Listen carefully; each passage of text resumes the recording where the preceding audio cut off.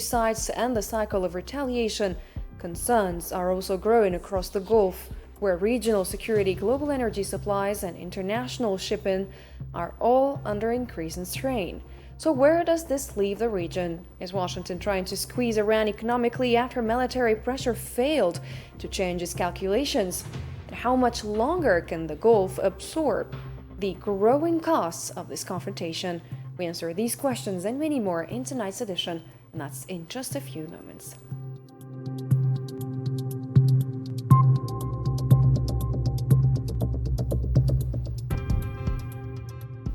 To discuss the latest developments in the Middle East, we are joined tonight by Mr. Azri Dawood, Principal Analyst at MEA Risk LLC, speaking to us from Miami. Hi, Miriam. Hello. Greetings to you, to your guests, and your viewers. Thank you very much. And we are also hosting Mr. Mark William Lowe, geopolitical and corporate risk management expert, and he's joining us from Genoa. Thank you. Thank you very much for the kind invitation, and thank you very much in advance to your viewers.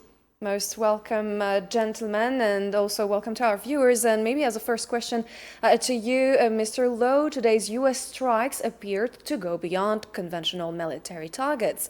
Reports point to attacks affecting railway infrastructure, areas around Bandar Abbas, and even near the Bushehr nuclear facility.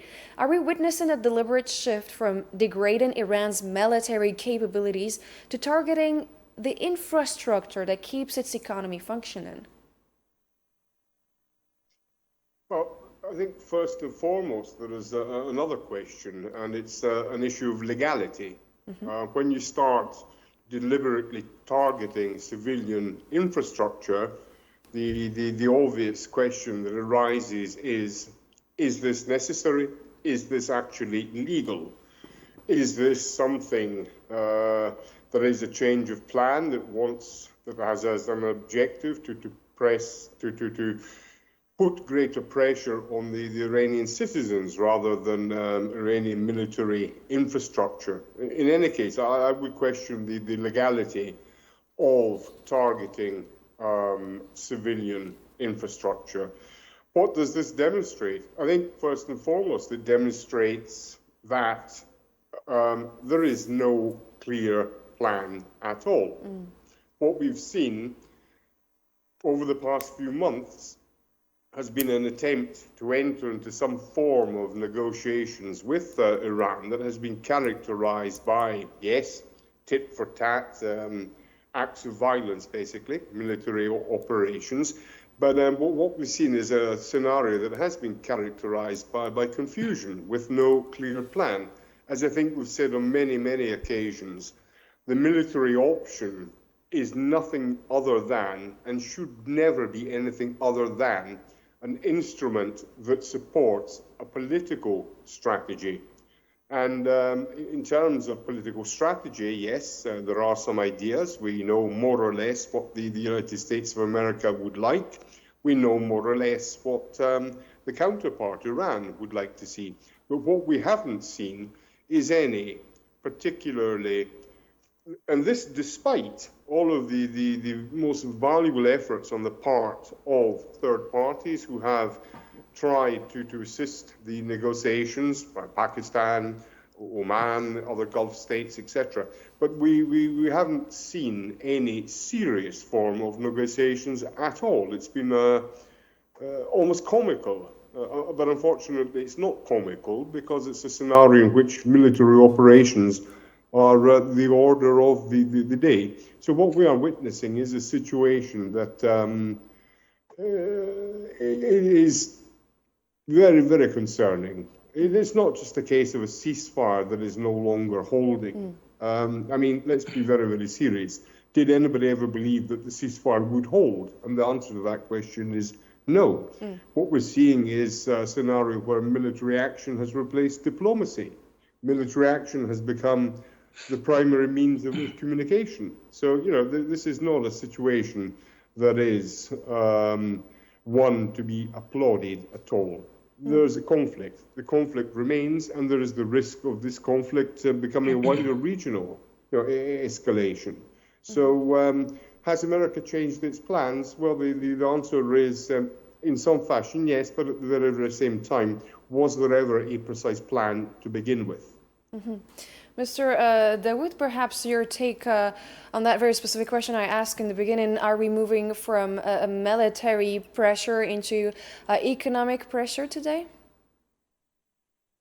Well, I think you alluded in your introductory question about the intensity of what you saw the past couple of days. I think the intensity of what happened the past couple of days is likely related to the fact that the U.S. military has had the time, the chance to replenish, the chance to rejuvenate, if you will, to build up more more capacity. And so, of course, now they're using this to the point that was raised by Mr. Lowe, continue on a military campaign. I think what's really critically important is that the MOU was not meant to address the critical issues that divide all the key players in the region, right? It was essentially, a statement that says we're going to halt, the war for now, pending a couple of months worth, 60 days worth of discussions, and see what happens. In reality, even as that MOU was released, there was no even basic agreement on anything. And so here we are now, to Mr. Lowe's point, we're at that point where we realize there was nothing. They were just buying time, Mr. Dawood? They were buying time, but we have to also recognize that, even if Donald Trump as a person wanted to find a conclusion or an exit ramp, he still is surrounded by so many pressure points. And one of the biggest ones these days, more than anybody else, is the Gulf countries. They are very much concerned about how Iran would come out at the end of a negotiation that for them seemed to be very risky, particularly around the control of the Hormuz, Strait of Hormuz. Strait of Hormuz, yes. The Strait of Hormuz, pardon me. So there's this concern, and they've been putting enormous pressure on the United States not to make it easy to Iran, and that's been sort of the biggest point. The issue started to amplify during the funeral of the late Khamenei, and of course, all it took is a quick little, reaction from the Iranians on a particular ship that was not supposed to cross, according to them, and that ignited this thing. Of course, the Americans, in the meanwhile, have had time to upgrade their capacity, and we are what we are today. Maybe back to you, Mr. Lowe.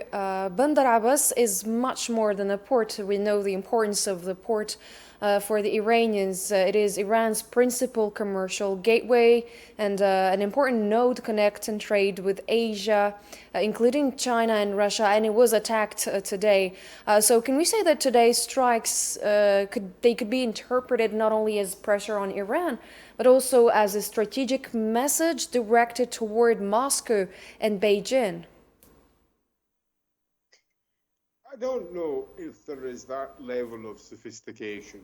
Going back to what Dr. Dawood mentioned about rearming, about preparing, the United States of America has had plenty of time to identify new targets. But in all probability, there's a limit to the, how can we define them, interesting or significant targets.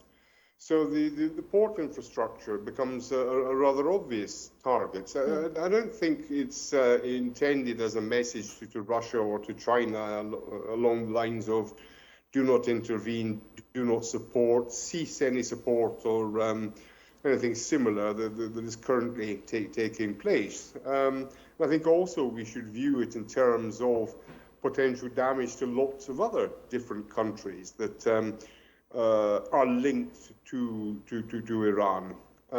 So in all honesty, I have my doubts about there being any hidden message or even an implicit message at all. I think it's simply a case of what targets are left that we can strike that are significant targets that will create also long-term damage it takes a lot of time, it takes a lot of money to clear up the mess of a military action. And such an important port structure has to be put back into action as fast as possible. And that takes, however, a lot of time, takes a lot of money. Iran certainly has time. Might not necessarily have a lot of money, but more than anything else, it's also going to have a lot of difficulty in replacing infrastructure that has actually been damaged. So just to conclude, I don't think there's any hidden message. I think it's just a case of where can we target that will hurt and will hurt seriously. And the port is a very, very obvious target if you want to seriously hurt Iran. Mr. Dawood, how significant would the prolonged disruption at Bandar Abbas be for regional trade and international north-south transport corridors? Well, the disruption is there and is permanent until there's a ceasefire and a functional ceasefire with the paper trail, both signed by both governments, that ends this. As long as this is not ending, of course, all bets are off. And I agree with Mr. Lowe. There is really no sort of broad strategy on how to accomplish this mission. You know, this famous line, "Mission accomplished" by Bush. This is going to be a difficult one to replicate. I think there's a sense that, on the one hand, the Americans felt that they had to respond to what Iran has done 2-3 days ago, specific to a ship that was trying to cross the strait. And then to the professor's opinion, for sure, it's a little bit of, shoot first and then think later. I think that's probably what's happening here. As in regards to messaging or signaling, specific type of posture or position vis-a-vis Russia and China, the Americans have done that a long time ago. With Russia, it's the support of Ukraine. With China, is the takeover of Venezuela as an oil hub. So the message is clear. It's it's what's coming next. I think there is certainly a feeling among many observers, at least on the U.S. side, that the MOU is not entirely dead. That there is still an opportunity to resuscitate it, and I believe that's the case. But again, what's coming next is again another tons of uncertainty. So that's the general view. Mr. Lowe, today Iran expanded its retaliation. They targeted U.S. military facilities in Bahrain, Qatar, Kuwait. And how long can those Gulf countries continue absorbing higher defense spending, tighter security measures, and the economic uncertainty that comes with those repeated attacks in the region? Well, the key issue is perhaps the last one that you mentioned, the economic impact. These are states that are suffering considerably. All considered, over this last period, Iran's military actions have targeted U.S. military facilities in Jordan and the Gulf states. So there haven't been any attacks on Dubai, for the sake of argument. In all probability, in terms of resilience and how much longer can we support attacks on bases that host American troops, the answer is probably they can continue. But sooner or later, people are going to get very, very tired. If there is any escalation, then the Gulf states and also Jordan will be dragged in to an expanded conflict, and that's absolutely the last thing that we want to see. But more than anything else, the major pressure point is the economic damage. Let's reason in terms of there are no goods flowing in or out of the Arab/Persian Gulf. The Straits of Hormuz is, to all intents and purposes, closed. Iran has understood how easy it is to do this and how important it is to do this and how much leverage this actually brings to Iran. Now, that has a massive impact, not only on the Gulf states themselves, but also on a number of other countries that are dependent on that which exits the Gulf. So that is probably the major pressure point, the economic pressure point, rather than the for how much longer can we tolerate military actions against, at this point, American infrastructure. But let me just close by making just one little observation.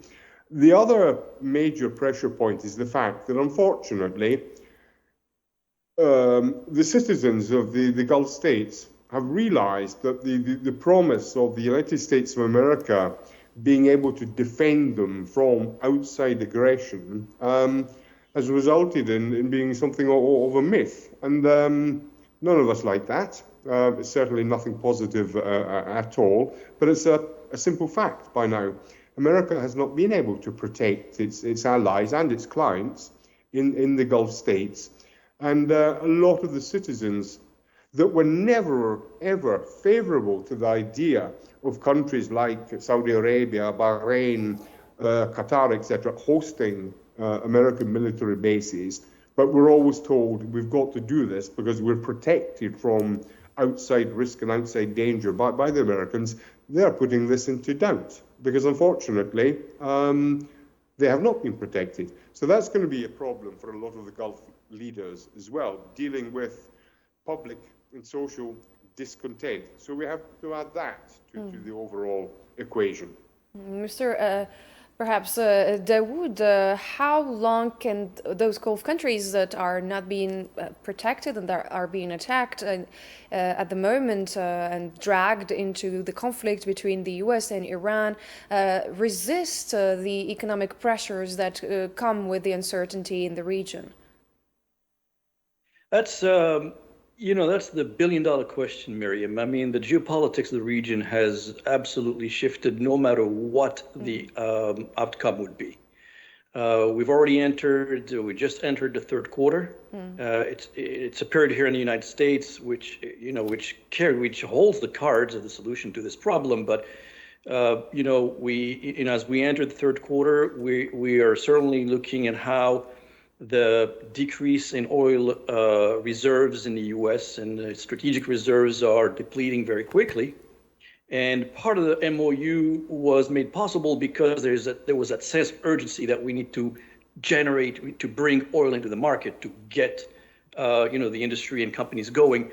And what's the longer term picture for the Gulf? It's being played out right now. Yes.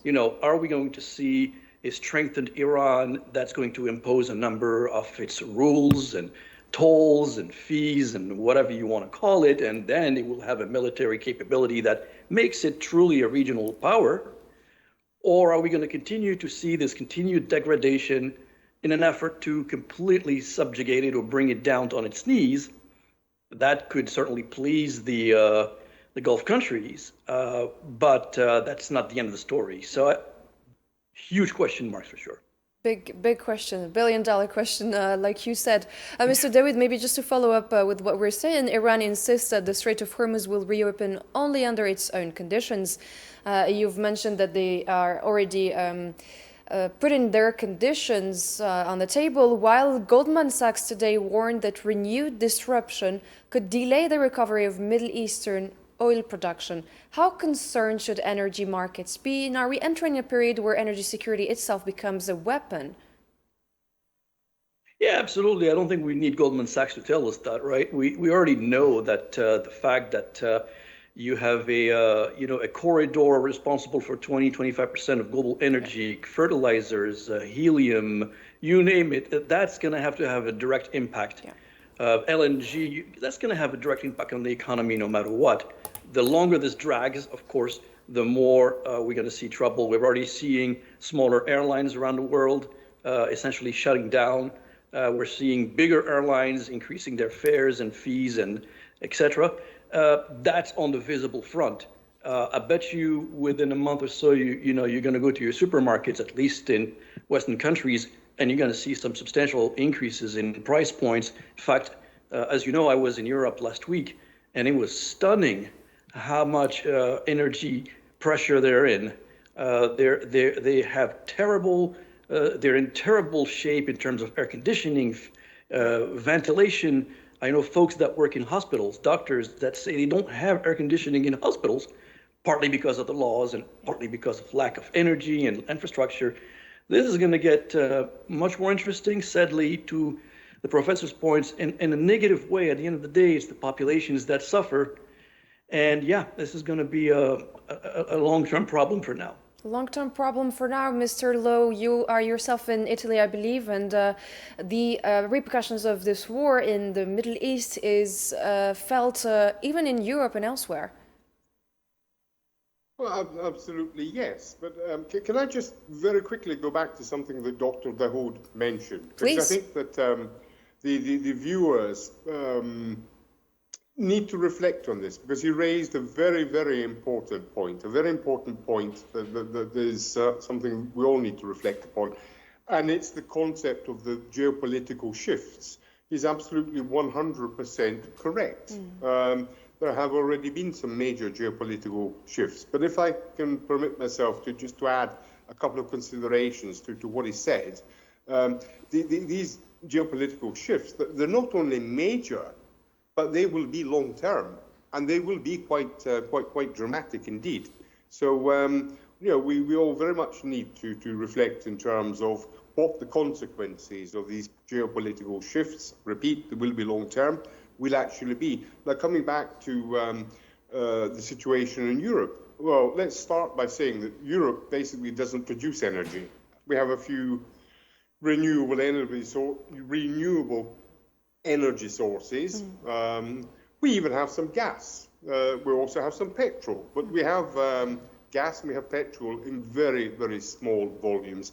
We are absolutely dependent on imports. As everybody knows, as soon as fuel prices rise because the price of petrol rises, energy prices rise because petrol and gas prices rise. But just looking at fuel, because fuel is what we use to distribute goods, the impact of fuel hikes, petrol costs more money at the gas station basically, are felt all along the supply chain. So we will continue, because we have already seen price increases in the supermarkets, and we will continue to see these price rises in the supermarkets.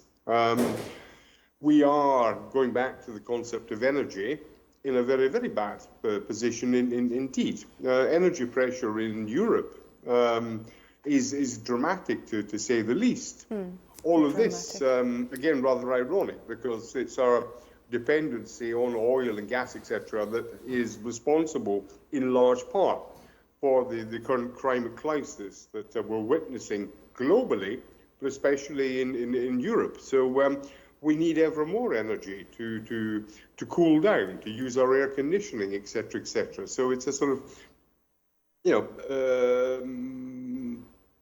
horrible circle whereby the more we consume, the worse the situation, and the more we then need to consume to cool ourselves down, etc. Very, very dire situation. But that said, we are absolutely dependent on energy resources that come from countries such as the Gulf states. We are absolutely in a bad way, in a very, very bad position, due to the fact that more than 20% of energy supplies, global energy supplies, are currently blocked. Yeah.